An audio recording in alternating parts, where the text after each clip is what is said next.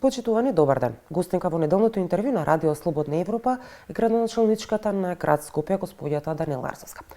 Градоначалничка Арсовска, една година од вашиот мандат, град Скопје остана еден ден без јавен превоз.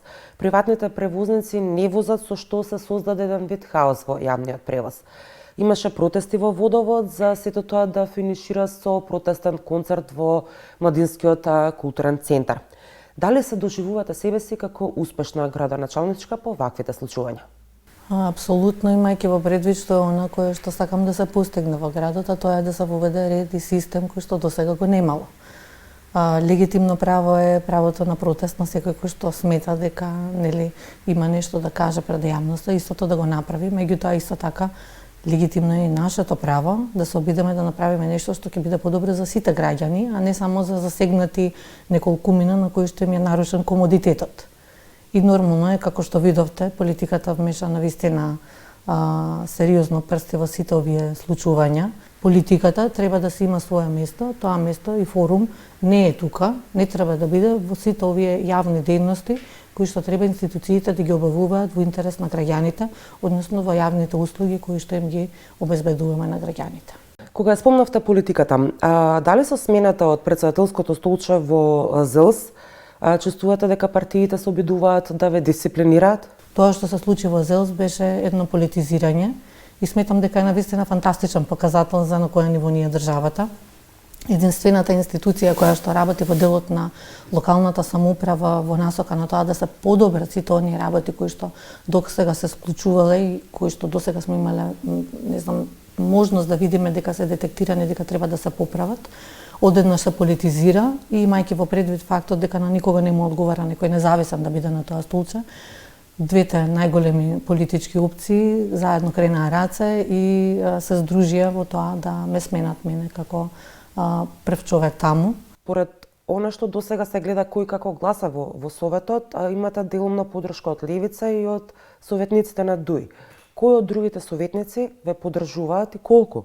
Затоа што тие на крајот ги гласаат вашите предлози во градот. Знаете како, тие не се мои предлози, јас своји предлози немам. Градот има програма. Таа програма добила нови избори. И таа програма е изборот на граѓаните. Тие треба да го гласаат изборот на граѓаните. Не треба да гласаат или да не гласаат нешто само затоа што оваа администрација мора по начинот и по функција на нештото да ги достави до нив. И таа одговорност ја носат и лично е нивна. Како да толку ги влошивте односите со ВМРО-ДПМН? Не се влошени односите со ВМРО-ДПМН. Јас кажав и на самиот почеток.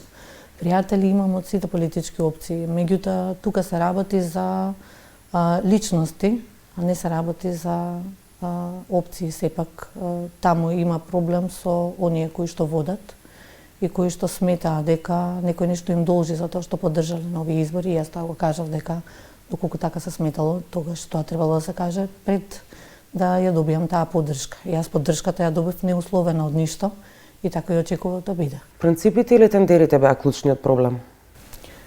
За мене принципите. За некој ако биле тендерите, тогаш тоа е негов личен проблем. Јас сметам дека многу пати многу убаво посочив што и како се проблемите и сметам дека на целата јавност веќе е многу добро и јасно и знаат да оценат и да ценат кој е во право, а кој не. Неодамна и сами изјавивте дека граѓаните се жалат на нередовен и ненавремен јавен превоз.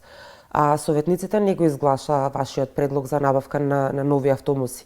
Кој е планот Б за да им се овозможи на граѓаните подобар јавен превоз? Доколку тие одлучат граѓаните да немаат квалитетен јавен превоз, тогаш јас не знам што друго да кажам, освен дека секојдневно ќе ги потсетуваме дека ова кое што се случува е во најголема мера нивна вина. Тоа значи дека нема план Б во ситуацијава?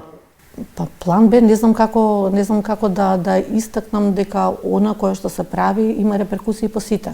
Проектот БТР беше најавен како системско решение кој ќе го подобри јавниот превоз во земјава и веќе за него беа одобрени пари за градот. Вие се откажавте од тој план? Не, апсолутно не. Во ниту еден момент не сум кажала дека сум се откажала од тој план. Добро, што се случува тогаш со тој план ако се платиат пенали од 350.000 евра годишно? Што се случува со тој план? Вака сега, тука има прво сериозна реформа која што треба да се направи, се ревидира, затоа што имаше голем дел на недостатоци кои што ги детектиравме, имајќи во предвид на тоа дека прво и пред очите на јавноста беа истакнувани голем број на забелешки. Не само на трасата, туку и на начинот на кој што ќе се имплементира и така натаму, нешто кое што ние го преговаравме доста време и она кое што сакаме да го понудиме најдоброто решение за градот. Во тој контекст, до кога ќе стојат парите на ЕБОР на стендбај, додека да се заврши, како што велите, ревидирањето на проектот и да се започне со негова реализација? Знаете како средствата се ирелевантни ако вие направите нешто што ќе го оштети и градот и граѓаните. Да го преформулирам прашањето. Кога ќе го стартувате тој проект, ако велите не се откажува да се ревидира и ќе биде спроведен? Кога ќе почнете? Па еве, веќе сме на почеток, ако можам така да кажам. Се движат работите доста забрзано, дел од работите кои што требаше да се елиминираат како ризици се елиминирани и гледаме на тоа да најдобрата можна варијанта од она кој што треба да се имплементира биде практично онаа која што ќе се реализира во интерес на граѓаните. Измерете Веденовиќ неколку пати досега изјавивте дека од градската каса парите за културата не се скратени. Но конкретно за програмски културни дејности годинава има помалку од лани. Односно, од програмскиот буџет од 500.000 евра кој беше доделен во 2020, во 2022 беа намалени на 240.000 евра, за годинава тоа да изнесува 105.000 евра вкупно. Како тоа не е намалување? Не е намалување затоа што морам тоа да го потенцирам. Вие не може да го гледате во делот на она кое што ние го двоиме како град за културата во сегменти кои што некому му одговараат. Еве зборуваме конкретно за програмскиот дел. Во вкупен износ, ама не може да го гледаме програмскиот дел.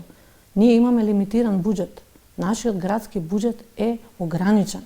Ние немаме небројани пари тука. Така, тие сите пари се пари на граѓаните. Значи, волку ограничен не е, во 2020 не бил ограничен.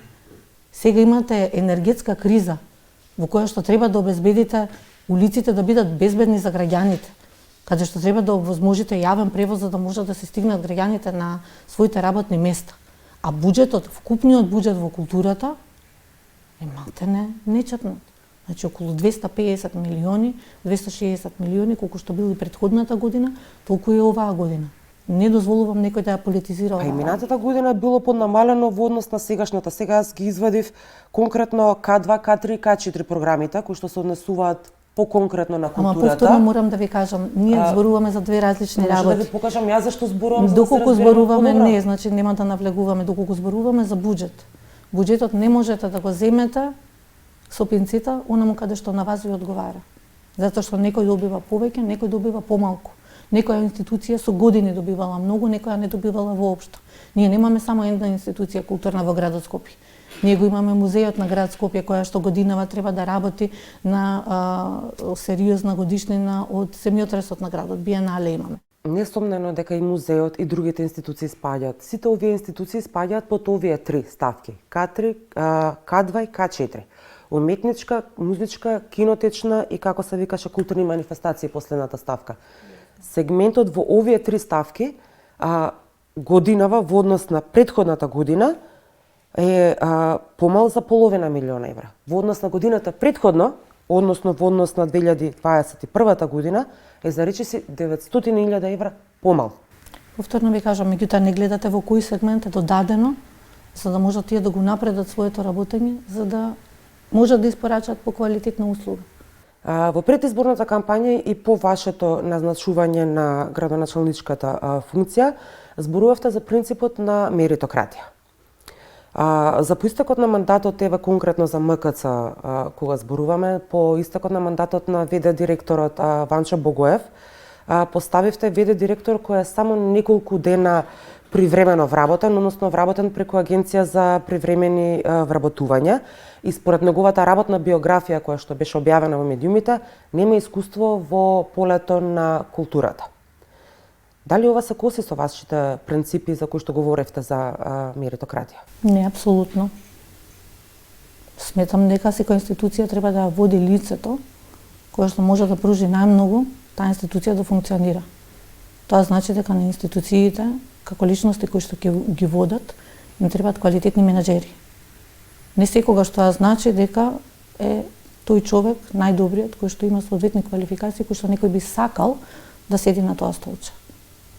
Напротив, не е меритократија кога Некои вие кои што сакате лично да биде таму, ќе биде таму баш само заради тоа што така ви одговара. Треба да биде таму за да го заштити јавниот интерес и ништо друго. Тоа значи дека човек кој што доаѓа од секторот обезбедување би можел да биде добар менаџер, а не некој... Прво, тоа е груба манипулација. И многу е несериозно да се пласираат во јавноста работи кои што не се точни. Второ, сметам дека е деградација на било која една личност да се излегува и да му се едноставно да се зборуваат такви работи кои што не соодветствуваат со реалноста, а кои што доколку погледнете било кој од еден од оние личности кои што биле внатре да ги поставите, кои што повторно немаат соодветно образование, не би се кренала толкова фама. Трето, законот е испочитуван доследно. И ние нема зашто да навлегуваме во оправданија во овој меѓупериод кога се прават ревизиите, да изнајдеме начин да се изменаџира целата постапка најдобро што може. Со Војните поставување... стандарди ги гледате таму каде што никој досега не праша, кога беше поставен претходниот директор, зошто е тој изборот. Каде е тука меритократијата? Законот не прави никаква разлика меѓу тоа дали е лицето вработено на определено или неопределено време. И тоа кое што се прави во јавноста, кое што се пласира во делот на манипулација и лаги, е нешто кое што ќе го разбиеме. Затоа што ова се прави со една исклучива позадина. И таа ќе ја разбиеме исто така. Зборувате и за другите институции. Само во зоолошка за месечини за период од една година сменивте тројца директори. Во водовод исто така за период од една година се смените двајца директори. Често ги менувате со поставување на ВД директор. Што тоа треба да значи? Прво, тоа значи дека ниту едно место не е загарантирано и дека се очекуваат резултати. Тора не знам зошто градот Скопје би бил во фокусот, иако знам дека политиката има вмешано прсти, а никој не прашува за сите останати илјадници директори, ВД директори низ Македонија, зашто биле поставени, како биле поставени и врз основа на која меритократија. Значи има начин, а тој начин кажува дека треба да се водат институциите одговорно и дека нема гаранција за ништо, доколку не бидат исполнети сите оние задачи кои што ќе бидат дадени да се реализираат, а пред се да се испорачаат резултати. До каде е процесот околу пречистителната станица? Тој процес е во водовод и сметам дека е во рамки на она кое што е како постапка одредено од страна на нивниот проектен тим. Така да за повеќе податоци ќе треба да ги консултирате нив. Дали ги сменивте членовите на евалуационата комисија за која што најавувавте пред неколку месеци? Јас тие членови ги сменив уште во август месец, односно новите членови ги номинирав уште во август месец. Членовите беа формално таму, затоа што таа постапка беше скоро и завршена. Така да, како што беше најавено, од наша страна, уште во август месец и како што кажавме, а можете да видите и од сите останати работи кои што ги правиме, дека сме доследни од прво до последно, но она што ќе го кажеме е реализирано. И што се смени по нивната промена во тој процес? Ќе ги задржиме... Она кое што се смени е транспарентноста.